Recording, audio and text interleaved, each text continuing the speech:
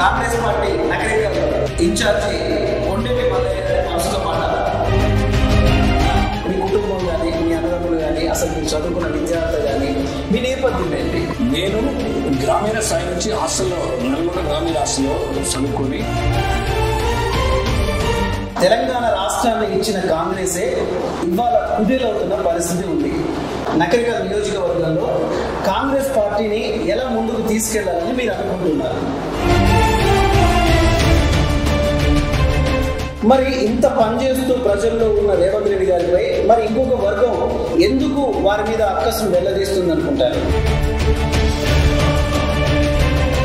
ఆ కాంగ్రెస్ పార్టీని వీడి అధికార పార్టీలోకి వెళ్ళిన తర్వాత మళ్ళీ ఇక్కడ కాంగ్రెస్ పార్టీకి అంతటి బలం ఉందంటారా?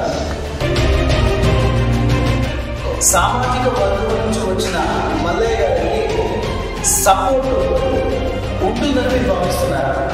నకరికల్ నియోజకవర్గంలో కొండెట్టి మల్లయ్య గారికి ఎందుకు ఓటేయాలని ప్రజలు అడిగితే మీరేం చెప్తారు? అంటే రాజకీయంలోకి వచ్చేది ఎంతో కొంత ఎన్నికేసుకోవాలనే ఉద్దేశంలో వస్తారని కూడా అక్షరం.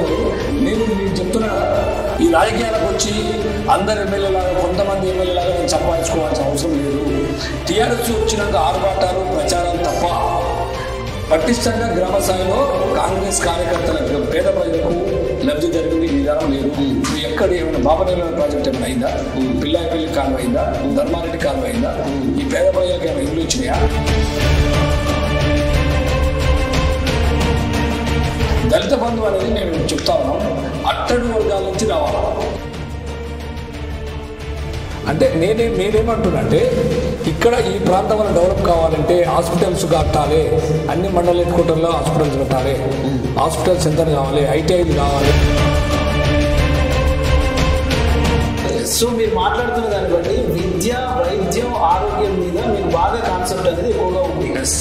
అన్ని వర్గాలకు, అన్ని కులాలకు న్యాయం జరిగేది, అన్ని మతాలకు న్యాయం జరిగే పార్టీ ఏదైనా ఉంది అంటే కాంగ్రెస్ పార్టీ.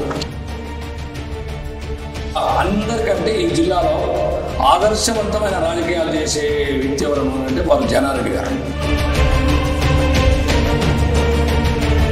వారిని ఆదర్శంగా తీసుకొని నేను కాంగ్రెస్ పార్టీకి రావడం జరిగింది.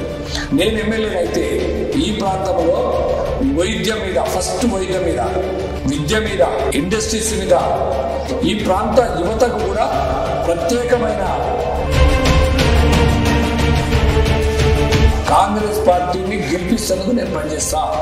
ఇది కాంగ్రెస్ పార్టీ నగరికల్ ఇన్ఛార్జి కొండేటి మల్లయ్య గారి మనసులో మాట. తెలంగాణ రాష్ట్రంలో చూసుకుంటే కాంగ్రెస్ యొక్క పరిస్థితి ఎలా ఉంది అంటే, రెండు వర్గాలుగా విడిపోయి నువ్వా అంటే నువ్వా అనుకునే పొజిషన్లో ఉన్నాయి. ఈ సందర్భంగా మనకి కొండేటి మల్లయ్య గారు మన V3 న్యూస్కి స్పెషల్ ఇంటర్వ్యూకి ఇస్తున్నారు. సో వారితో పాటు మనం వారిని అడిగి మరిన్ని విషయాలు తెలుసుకుందాం.